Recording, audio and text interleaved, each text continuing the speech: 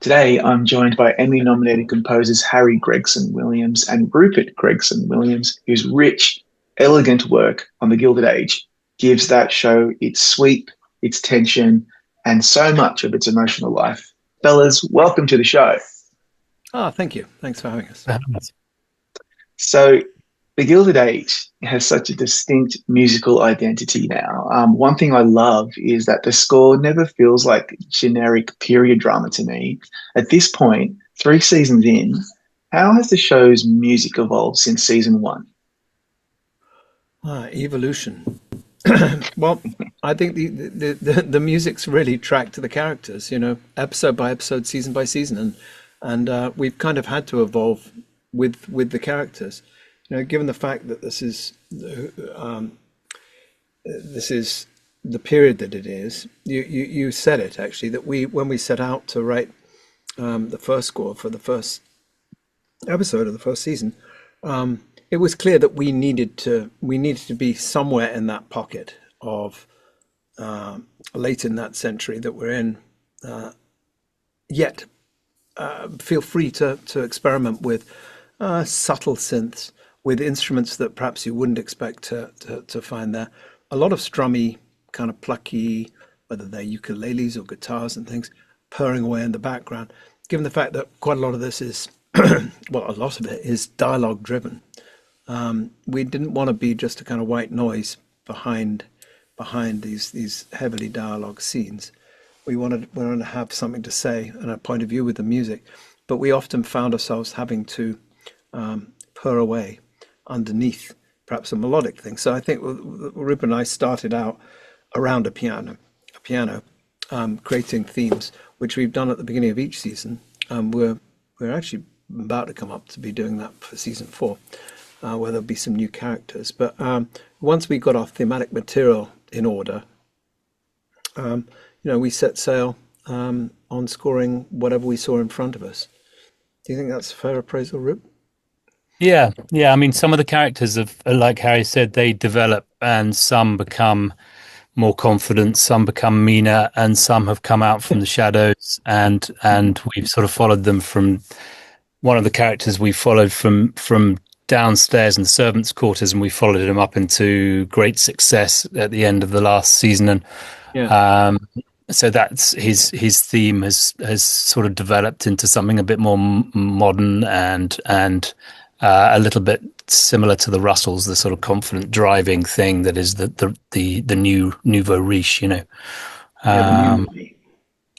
yeah, Yeah, that new money, the propulsive, nothing's going to stop me now. And I mean, No. that just brings me to the main theme. Guys, this main theme, I've always been such a fan. It's one of those that I never skip the credits on this show because I just love that theme so Is it much. possible not to skip the credits on this in this day and age of Oh, no, streaming? I'm no, surprised you can't just flick past that. You can certainly I know, flick I past hate the that credits. thing. Like, you must We love that write, we little write sigh. 2.5 minutes of music for the end credits each week, and I'm sure that no one ever can see it because it flicks to yeah, the next thing, doesn't it? It's so annoying, especially to composers and to the people who create the credits, particularly the beginning ones. But I think that is such a cool thing, and I love how it features in various ways throughout the score, on all 3 seasons too. How long did I just want to go back to season one for a sec before we concentrate on season three? How long did it take for you guys to land on that theme, and when did you know that you had it? When did it click? Well, I think Roops the is responsible for the. I was about to be rude about it then, but I won't. For the ostinato, the hammering away, Yeah, tick, tick, tick, tick, tick, tick, tick, tick. I love that bit. And then I think between us, we weaved the thematic material that we'd had, which was actually quite sweet, and the melody that plays over that, we'd never imagined that it would be driven so hard. And actually, Rue, didn't we come to do the titles way after we were way into season one, weren't we? yeah And we'd already yeah written a bunch of music for the characters. yeah. So, But okay, we which kind of needed a Russell theme, didn't we? We needed yeah, we gone.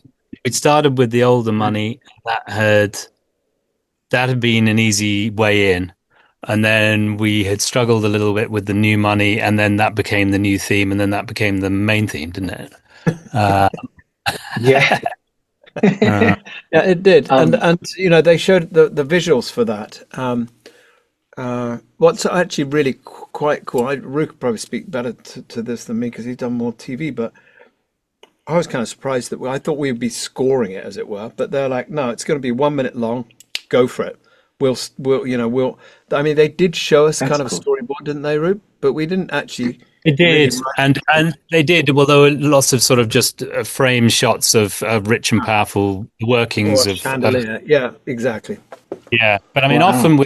with a theme, not often, but regularly with a theme, it'll be set outside from the thematic material or the Yeah. style even of the show that you're doing.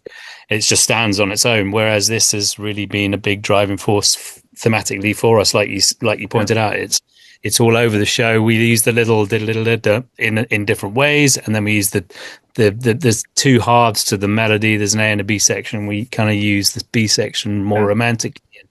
It's been really useful. All its little component parts. Absolutely. Waste not, Yeah. want not. Yes. Well, Exactly. It's well, we very had got a lot economical. of good response to that title theme. So we're like, It's okay, we can beautiful. utilize the parts of it. Yeah. I'm going to play a very short clip of my favorite part of this thing. I don't know if you can hear that. So that's what you were talking Oh about. yeah. Yeah. That driving. Okay, so we're on a train. We're Oh heading yeah. west. It's this bit that I love. Ready? Oh, the That chickens. is exhilarating. Yeah, exhilarating. It's some of your best work, honestly. I know it's only a thing. It's like, okay, great. But really, it's beautiful. And everyone that Oh I talk good. to loves it. Oh, So very nice. let's focus a bit more on season three because there's so much going on. Obviously, you mentioned earlier tracking certain characters and their evolution. Huh. Like you got Gladys caught up in this marriage calculus. You've got the collision of money and love and status, and Peggy's entering a new romantic and social sphere, and Ada, and so on and so forth.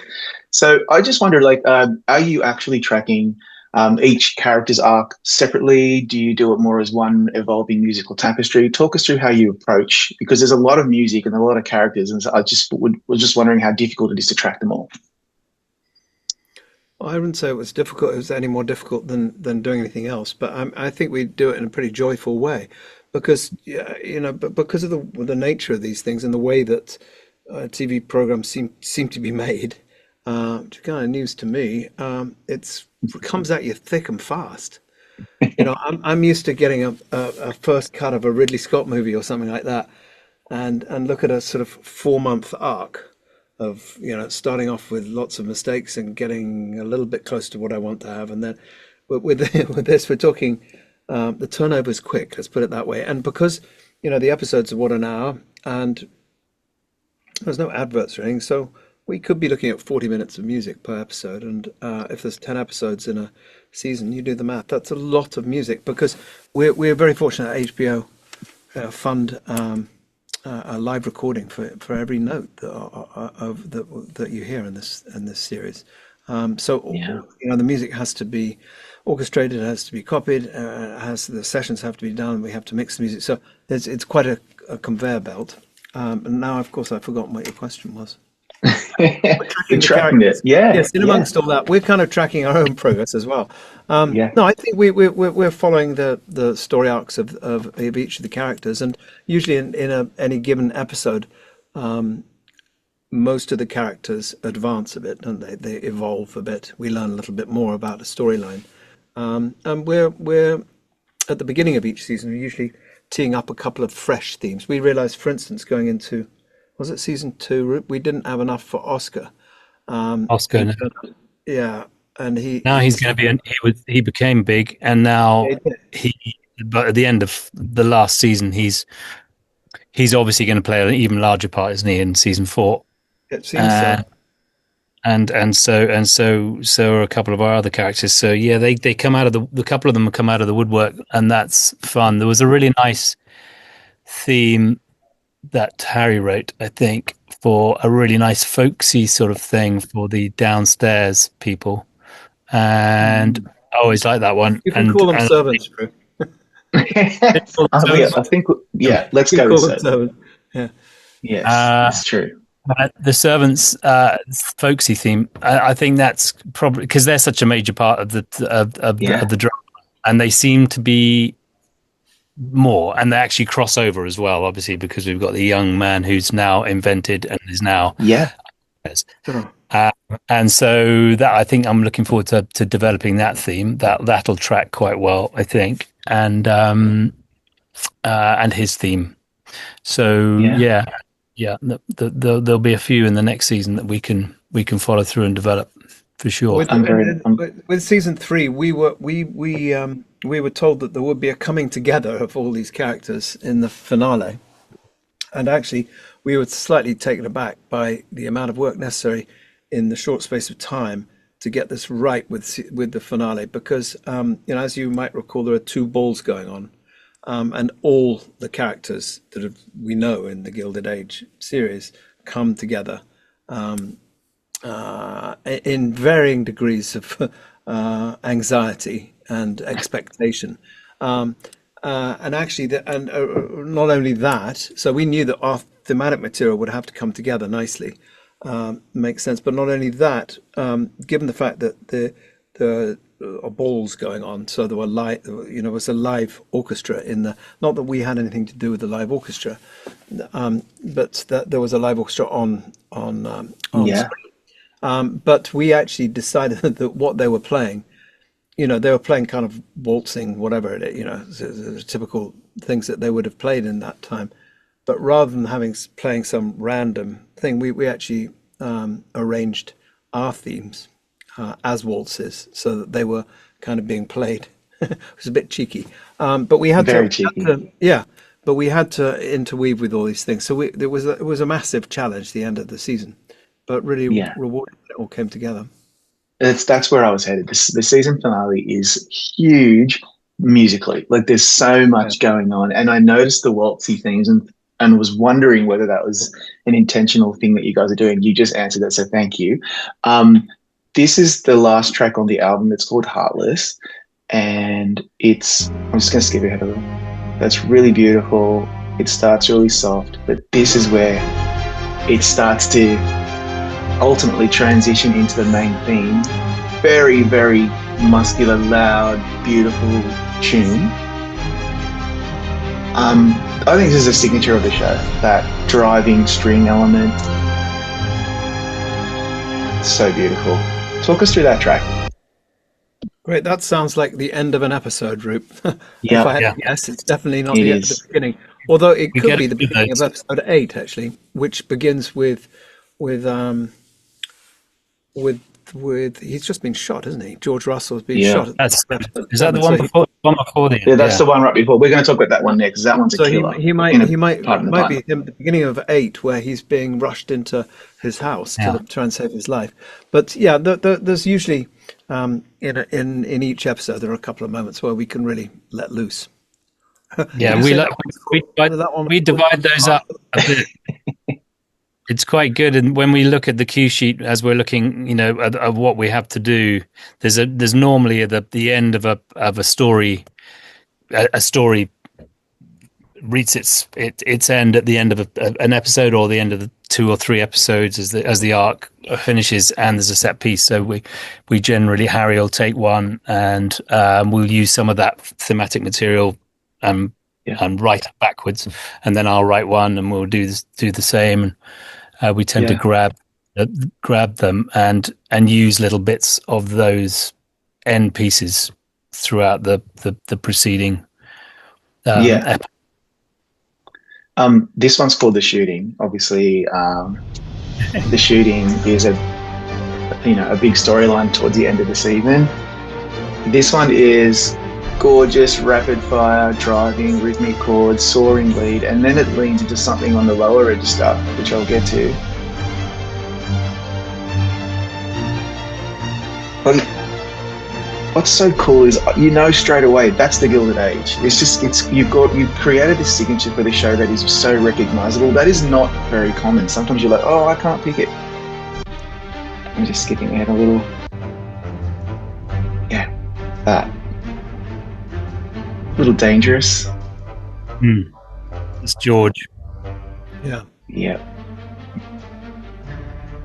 I'm just That's skipping out a bit more. George bleeding out. That is that George cue. bleeding out. Now now they're trying to save him, and then so then you mix it all together, and it culminates. It's one of my favorite tracks. Very dangerous. You Love like it. them dramatic, yeah. I do. I do. Yeah. Uh, Talk us through that one. yeah. Well, I mean, that's what's such fun writing for this show is that I mean, by the way, what you just played, I'm hearing it through my little my laptop speakers here, and it doesn't. It sounds like a big symphony orchestra. We actually have.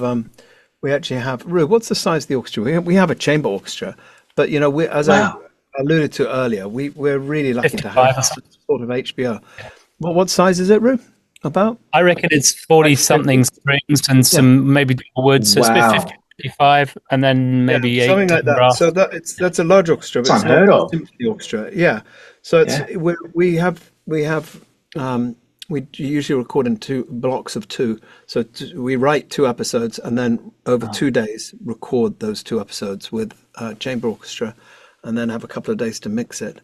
And as you can imagine, with such a quick turnover, whilst that's happening, we're probably having the next episode spotted and the first round of cues going off to the filmmakers who are in New York. Roops is in England. I'm here in Santa Monica in California, and they're in New York. So, yeah, we're exchanging files while Rupert sleeps. I'm writing. While I'm writing, he sleeps. And hopefully he's not sleeping while I'm sleeping. Something's gone wrong. something's gone wrong. Something's gone What a horribly great wrong system. with the workflow. Yeah. Such a great system. Yeah, it is actually. It's a 24/7 kind of get it done. Yeah, this is what you get with the Gregson-Williams brothers. Like you just get 24/7. 2 for 1. Yeah. But what does it, but apart from scale, what do you think an orchestra of that size and magnitude does for the show that perhaps maybe a synth score would not have? Well, I Everything. mean, we, yeah, I mean, it's not that we're going for authenticity and trying to make it sound like a late 20th, 19th century, earliest 20th century type of score, but it just gives us all that dynamism. I mean, if you want to show modernity, we could do that with synths. We could show the modern world, but I mean, then how we reflect with the old world, and then give it the elegance. Use the word elegance and scope and stuff at the beginning. I mean, what can you what what can't you do with an orchestra? I mean, Yeah. I love playing that with. I could love doing a synth score. It's so much fun, but having been HBO phoning and saying, look, you're okay, we'll look after you, you can have 50, 60 players. Wow. Yeah, no, Thank you, we're good HBO. with that. But it does, Yeah. the music is intrinsically, it is a slight hybrid, but in a quite Yeah. a discreet way. You know, we're not using synths, garish, like harsh sounding synths, but we are quite often, instead of a string ostinato, like the one you hear in the opening title, in a dialogue heavy scene, there might be a little synth bubbling away, doing a similar pattern, but Mhm. being able to keep back, and maybe a solo woodwind playing over the top of that, a live woodwind, and that will be that cue. That will be enough for that cue. But there's Yeah. plenty of chance in what we do to push the boat out. I mean, I think it was season one, there was Edison turning the lights on in New York. In season one of the seasons, there's the Manhattan Bridge, or was it Brooklyn Bridge? The Brooklyn Bridge being, lit up with a firework display. You might in I remember one episode I was watching it for the first time, and I'm like, did he just introduce himself as Oscar Wilde? Like, yeah, that's him. Yeah. But Yeah. what's fun about this show is that you're bumping into historical facts, not Yeah. fiction. What Oscar Wilde did or said at that party, whether he was there, is neither here nor there. Really, it's just that it's his time. That was his time. And actually, although we can't speak about it, Rue and I just discovered this very morning one of the exciting historical events that will be happening in season four.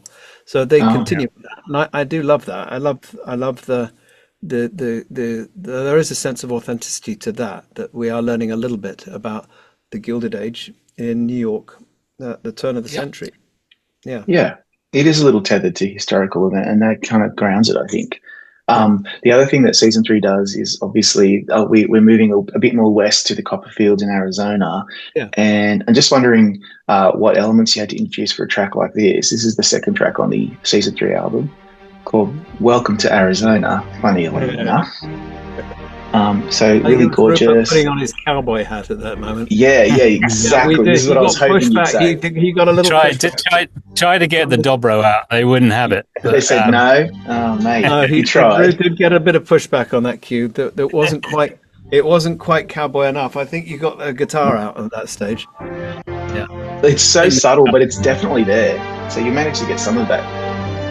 So obviously, there's some of the theme motif. But there's a particular sound in there that I want to ask you about. See if I can find it. Very wet.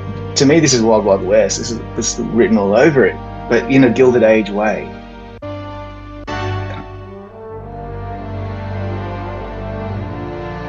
So nice, beautiful. So yeah, subtle change, but like you can totally tell that you're aiming for something quite unique and innovative there for this particular show. So talk us through that.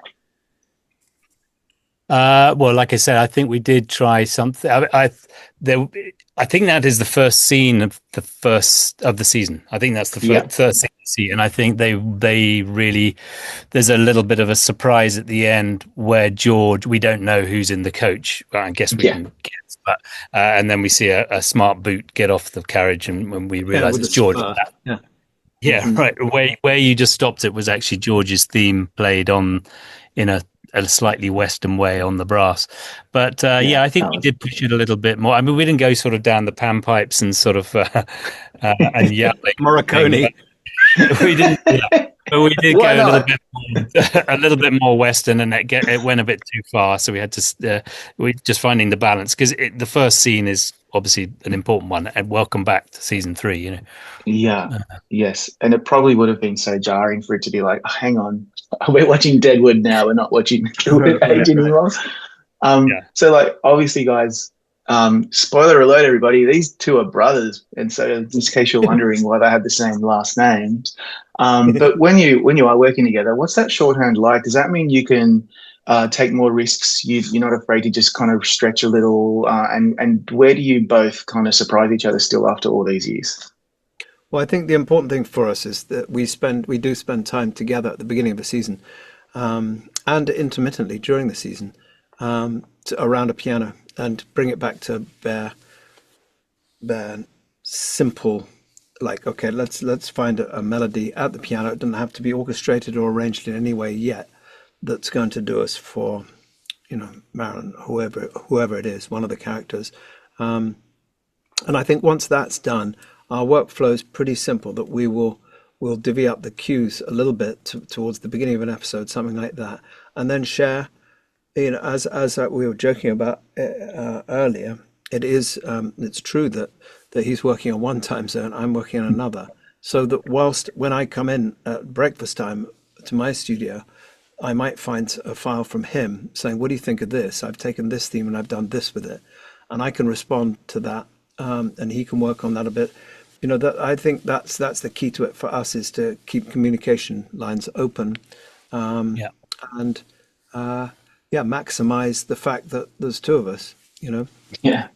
It's quite nice when you share something, when Harry shares something with me, and I, if it's just a melody on the piano, that's straightforward. But if it's something that has an interesting accompaniment, I might dive on a detail of it that he had found mundane, and he was actually thinking of something else, and I'll grab a detail. Or if I send something to him, he'll find something interesting that I've done with a color rather than the melody, and play with that, which gives you sort of twice the person, really, because you get a chance to develop other people's bits. Yeah, they've given you a full orchestra, and they've also just said, "Look, we want two of you if possible," and you've made it work. And on that note, thank you so much for your time today, guys. This is a really beautiful score. I hope and pray that this is your Emmy nomination number 3 for both of you. Because does it ever happen? Yeah, we'll be on season 9. It'll be like eventually, exactly. I want to see, like, it's not happened yet that the two of you are nominated together. And I think it's time. But thank you again. Thank you very much for that. Thanks, man. Thanks a lot.